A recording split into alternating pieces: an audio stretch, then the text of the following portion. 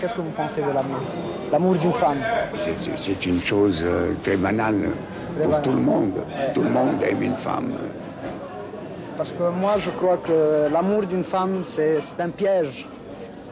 Oui, ça dépend. Dans c'est quel piège on tombe? Le piège de la nature, le piège fait par la nature. Il y a de bons pièges, il y a de mauvais pièges. Vous avez raison. Vous vous appelez comment? Albert Cossé. Albert Cossé. D'accord. Enchanté, monsieur. Au revoir. J'ai donné 2 interviews aujourd'hui.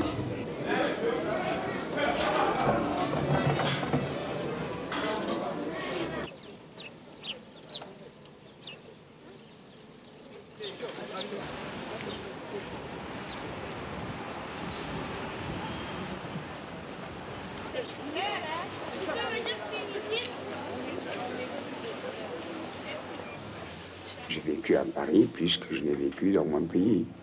Oui. Et alors pourquoi Paris? Mais je vous dis, c'est la langue que je sais lire et écrire. J'ai oublié presque 2 langues, l'anglais et ma propre langue, parce que je parle rarement l'arabe, ici à Paris. Vous me rappelez une étudiante américaine qui m'avait écrit une lettre parce qu'elle voulait faire quelque chose sur moi. Et il y avait 3 pages de questions, un questionnaire qui allait presque à la CIA, quoi. Et elle me disait dans une des questions, comment vous sentez-vous en exil? Comme si on pouvait être en exil à Paris. Non, mais je sais très bien que pour vous, c'est pas du tout un exil. Non. Mais vous avez choisi Paris parce que... Oui, parce que je rencontrais d'abord mes collègues écrivains, presque chaque soir. Oui. Donc, il y avait un échange d'idées, de plaisanteries, de joie de vivre.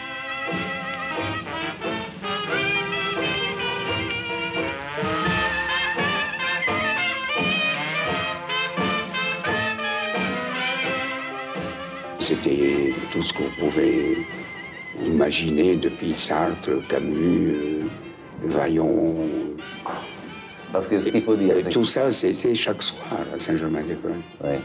Ce qu'il faut dire, c'est que vous avez connu 2 des plus belles ou des plus riches périodes de Oui, Paris. certainement de Paris. Ah, c'est-à-dire L'avant-guerre à Montparnasse et l'après-guerre à Saint-Germain-des-Prés.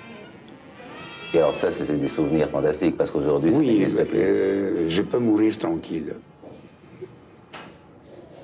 Pourquoi? Vous avez assez vécu? Oui, j'ai vécu les meilleurs moments il y a à Paris. En plus, vous êtes Et paresseux. je suis toujours égyptien et je suis toujours... j'ai toujours le cœur près de l'Égypte. D'abord, c'est bien simple, je suis un écrivain égyptien de langue française. Et ce qu'il faut dire aussi, c'est que vous n'aimez pas travailler, vous êtes très paresseux, vous aimez vivre. Mais vous savez, la plupart des gens, surtout en Occident, ils n'ont pas le temps de réfléchir. Moi, je pense que la paresse de mon esprit, c'est avoir le temps de réfléchir, de penser. Et c'est d'ailleurs pourquoi je vis à l'hôtel. Parce que comme ça, je n'ai pas d'emmerdement que peut procurer un appartement avec un robinet qui ne marche pas. Si mon robinet ne marche pas, je ne peux plus travailler ni penser à rien d'autre. Et là aussi, alors ça fait plus de 30 ans que vous habitez dans cet hôtel, toujours dans celui-ci. Oui, et j'en suis très content. Et comment vous l'aviez choisi? Mais parce que je venais dans le quartier, que j'ai connu ce quartier, parce que j'avais des amis dans cet hôtel. Et quand j'ai déménagé de Montmartre, parce que je vous dis, en 1945, vous acceptiez ce qu'il y avait, et donc j'avais une espèce de studio à Montmartre. J'ai vécu jusqu'à 6 ans. Et comme je passais ma vie et mes nuits à Saint-Germain, certainement j'ai trouvé que c'était embêtant de rentrer chaque soir à Montmartre. Mais ça suppose aussi de passer sa vie dans une chambre d'hôtel. Ça suppose aussi vous un savez, certain... ça me suffit amplement. Vous savez, quand parfois on me donne une maison à Saint-Tropez ou ailleurs, une maison de 3 étages, j'habitais.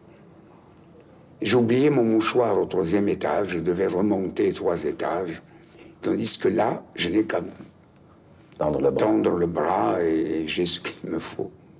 Mais ça suppose aussi un certain détachement vis-à-vis des biens matériels, parce que vous, vous ne possédez rien. Aucun attachement aux biens matériels.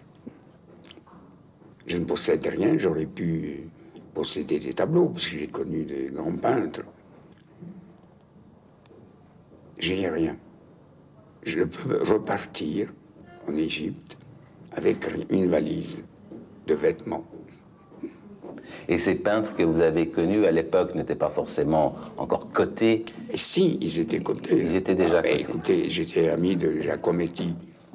Oui. Vous ne pouvez pas dire que Giacometti n'était pas coté. Ah, d'accord. Bien.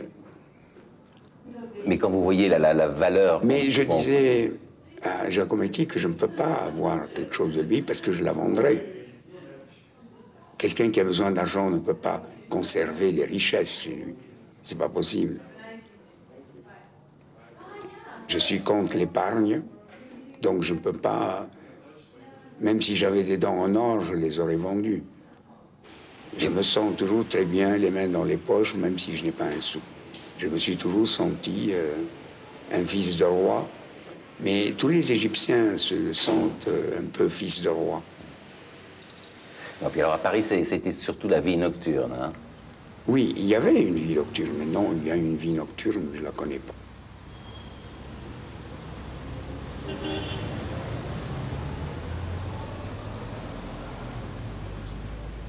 Vous savez, cette nouvelle musique-là, qui hurle, qui vous casse les oreilles, et j'ai pas envie d'aller dans une boîte de nuit pour m'assourdir.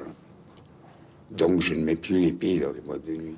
Mais pendant des années, et puis parce que aussi les gens qu'on y rencontre, c'est des gens que je ne connais pas et que je ne veux pas connaître, ils ne m'intéressent pas. Parce que vos amis de ces belles époques... De certaines époques, je m'amusais, mais avec des gens d'esprit. Il n'y a plus de gens d'esprit aujourd'hui? Qui vont dans les boîtes, je ne crois pas.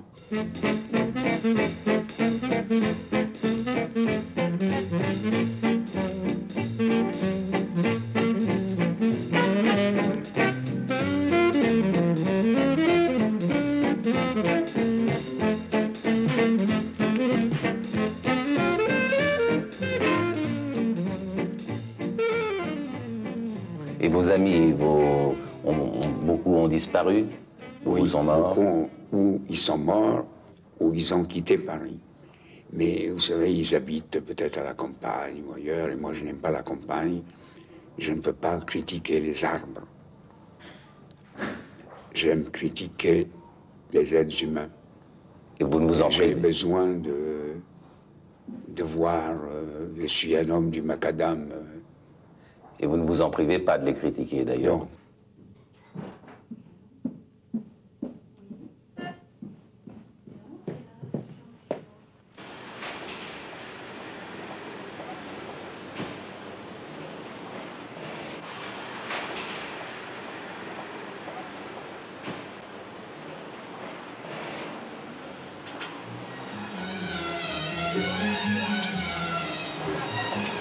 L'Orient est plus philosophe que l'Occident.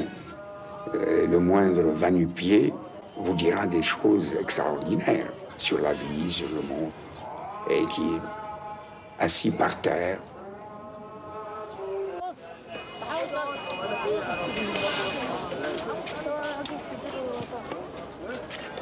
Et vous entendez, chacun est philosophe. Parce qu'il a le temps de réfléchir, de penser, de voir le monde passer. En Occident, on court derrière l'argent, on achète des choses, et puis on meurt sans avoir vécu. Moi, je ne peux pas dire, je pense que j'ai vécu ma vie minute par minute. Et alors, vous avez écrit, vous écrivez depuis très longtemps, mais vous n'avez écrit en tout et pour tout que 7. Mais c'est beaucoup, je trouve que c'est beaucoup. Vous savez, on n'a pas à dire en 30 bouquins une idée. Vous savez, vous dites toujours, un écrivain écrit toujours le même livre. Je parle d'un écrivain, pas d'un romancier. Vous savez, je peux arrêter un livre quand je veux, pour la bonne raison que je vais reprendre dans un autre livre, dans le prochain. Alors, il y en a justement un prochain qui est en cours, mais il est en cours depuis 4 ans déjà. Oui.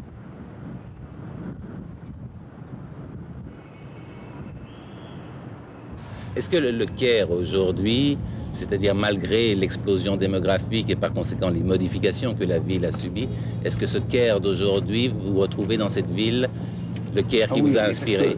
Parce que ce que je retrouve, c'est surtout le peuple, les gens. Les gens sont les mêmes. Vous les avez vus. Pourtant, vous avez vu aussi de la misère tout autour. Mais tout le monde est en train de parler, de rire, de...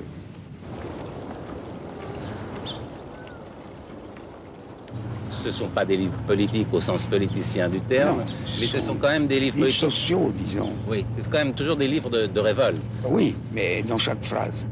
Et c'est pourquoi je mets longtemps à écrire. Parce que je ne peux pas écrire une phrase qui ne contienne pas une dose de rébellion. Vous-même, Sinon, elle ne m'intéresse plus. vous-même, Albert Cossery, vous êtes un révolté, Je suis toujours indigné. indigné. Indigné de quoi? Mais indigné de tout ce que je vois dans ce monde. On pourrait vous croire misanthrope, Mais on pourrait vous croire désabusé, puis en même temps... L'imposture. Mais tout ça, je le dis dans mes livres. L'imposture universelle. Ce monde, pour moi, vit sur une imposture totale. C'est pourquoi j'écris des livres pour que ceux qui me lisent peuvent peut-être se dégager de cette imposture. Et mes personnages sont dégagés, toujours. Ils sont hors du cercle. Et vous-même, on pourrait vous croire désabusé aussi. ou misanthrope. Ah non, mais il ne s'agit pas d'être misanthrope. Vous aimez la vie et vous aimez les gens, Certainement. en fait. Parce que ma vie, c'est moi, tout seul, je m'en fous. Mais pour obtenir ça, il faut se dégager des autres, sinon votre vie est perdue. Et bien que vous ayez passé la plus grande partie de votre vie en France, est-ce que vous vous sentez toujours profondément égyptien? Égyptien, certainement. Puisque je pense, avec ma philosophie orientale de la vie, c'est pourquoi d'ailleurs, vous savez bien que j'habite à l'hôtel, que je ne possède rien, et qu'on m'a obligé à avoir un compte en banque, parce que vous ne pouvez pas recevoir des chèques au porteur. Et je n'ai que ma carte d'identité, c'est tout, dans mon portefeuille. C'est votre seule attache. Mais oui, obligé, il m'oblige. Vous ne vous ennuyez jamais. Et non, je suis avec Albert Cossery, je ne m'ennuie pas. Quelle est l'ambition d'Albert Cossery? Aucune ambition. L'ambition de... dans mes livres, mais pas l'ambition vis-à-vis du monde. Vous savez très bien que vous me connaissez seulement depuis quelque temps. Je ne me suis jamais montré à la télé, je ne suis jamais allé...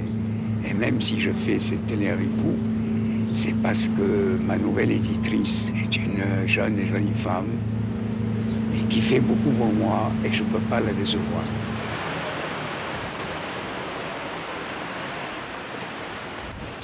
Vous n'avez jamais été tenté d'écrire sur Paris, sur vos expériences? Mais il y a 1000 écrivains parisiens qui écrivent sur Paris, donc je ne veux pas leur prendre le pain de la bouche.